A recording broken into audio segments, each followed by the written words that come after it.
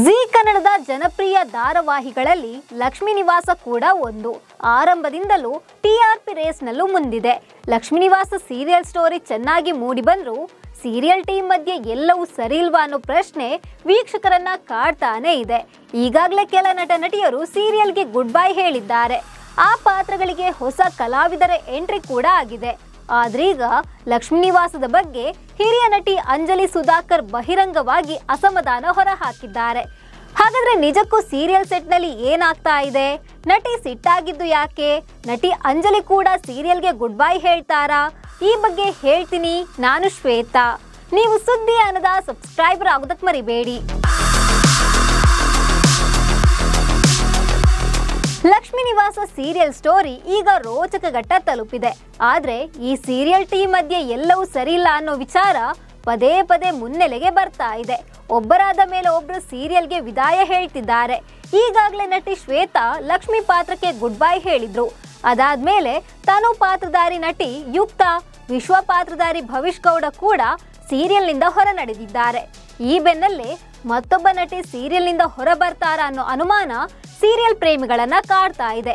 ಇದೀಗ ಲಕ್ಷ್ಮೀ ನಿವಾಸದ ವಿರುದ್ಧ ಹಿರಿಯ ನಟಿ ಅಂಜಲಿ ಸುಧಾಕರ್ ಅಸಮಾಧಾನ ಹೊರಹಾಕಿದ್ದಾರೆ.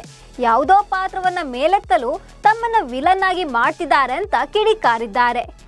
ಲಕ್ಷ್ಮೀ ನಿವಾಸ ಸೀರಿಯಲ್ನಲ್ಲಿ ನಟಿ ಅಂಜಲಿ ಸುಧಾಕರ್ ಸಿದ್ದೇಗೌಡರ ತಾಯಿ ರೇಣುಕಾ ಪಾತ್ರಕ್ಕೆ ಜೀವ ತುಂಬಿದ್ದಾರೆ. ಇದೀಗ ನಟಿ ಸಂದರ್ಶನವೊಂದರಲ್ಲಿ ಸೀರಿಯಲ್ ಬಗ್ಗೆ ಅಸಮಾಧಾನ ಹೊರ ಹಾಕಿದ್ದಾರೆ. ಲಕ್ಷ್ಮೀ ನಿವಾಸ್ ಸೀರಿಯಲ್ ಕತೆ ನನಗೆ ಬೇರೆಯೇ ಹೇಳಿದ್ರು, ಹೀಗಾಗಿ ನಾನು ಒಪ್ಪಿಕೊಂಡಿದ್ದೆ. ಆರಂಭದಲ್ಲಿ ರೇಣುಕಾ ಪಾತ್ರ ಪಾಸಿಟಿವ್ ಆಗಿತ್ತು, ಆದ್ರೆ ಬರ್ತಾ ಬರ್ತಾ ಅದು ನೆಗೆಟಿವ್ ಆಗಿ ಟರ್ನ್ ಆಗ್ತಾ ಇದೆ. ಕಾರಣವೇ ಇಲ್ಲದೆ ಪಾತ್ರ ನೆಗೆಟಿವ್ ಆಗಿ ಬದಲಾಗ್ತಾ ಇದೆ. ಕಲಾವಿದರನ್ನ ಸೀರಿಯಲ್ಗೆ ಆಯ್ಕೆ ಮಾಡುವಾಗ ಅವರ ಪಾತ್ರವನ್ನ ಹೇಳಿಬಿಡಿ. ಪಾತ್ರ ಇಷ್ಟವಾದ್ರೆ ಒಪ್ಪಿಕೊಳ್ತಾರೆ, ಆಮೇಲೆ ಅವಮಾನ ಮಾಡಬೇಡಿ ಅಂತ ಹೇಳಿದ್ದಾರೆ.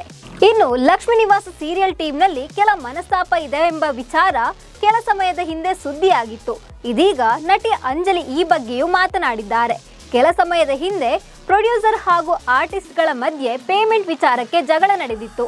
ಈ ವೇಳೆ ಕೆಲ ಕಲಾವಿದರು ಬರ್ತಾ ಇರಲಿಲ್ಲ. ಈ ವೇಳೆ ಬಂದ ಪಾತ್ರಧಾರಿಗಳಿಗೆ ತಕ್ಕಂತೆ ಕತೆ ಬರಿತಾ ಇದ್ರು.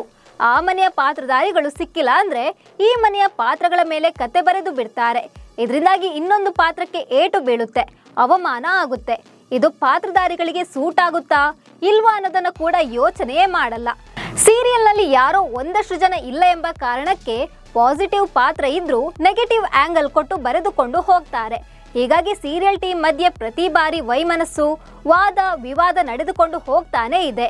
ಈ ಬಗ್ಗೆ ನಿರ್ದೇಶಕರನ್ನ ಪ್ರಶ್ನೆ ಮಾಡಲಾಗಿದೆಯಂತೆ. ಮುಂದಿನ ದಿನಗಳಲ್ಲಿ ಇದನ್ನ ಸರಿಪಡಿಸಲು ಒಪ್ಪಿದ್ದಾರೆ ಅಂತ ನಟಿ ಹೇಳಿದ್ದಾರೆ. ಹೀಗಾಗಿ ನಟಿ ಅಂಜಲಿ ಸುಧಾಕರ್ ಸೀರಿಯಲ್ ಬಿಡೋದು ಡೌಟ್ ಅಂತ ಹೇಳಲಾಗ್ತಿದೆ. ರೇಣುಕಾ ಪಾತ್ರದಲ್ಲಿ ಮುಂದುವರಿತಾರೆ ಅಂತ ಹೇಳಲಾಗ್ತಿದೆ. ಸೊ ಈ ಬಗ್ಗೆ ಮುಂದಿನ ದಿನಗಳಲ್ಲಿ ಗೊತ್ತಾಗಲಿದೆ. ಒಟ್ಟಿನಲ್ಲಿ ಈ ಸೀರಿಯಲ್ ಟೀಮ್ ಮಧ್ಯೆ ಎಲ್ಲವೂ ಸರಿಯಿಲ್ಲ ಅನ್ನೋ ವಿಚಾರ ಪದೇ ಪದೇ ಮುನ್ನೆಲೆಗೆ ಬರ್ತಾ ಇದೆ. ಮುಂದಿನ ದಿನಗಳಲ್ಲಿ ಈ ಸಮಸ್ಯೆಗಳು ಬಗೆಹರಿಯುತ್ತಾ ಅಂತ ಕಾದು ನೋಡಬೇಕು. ನಮಸ್ಕಾರ.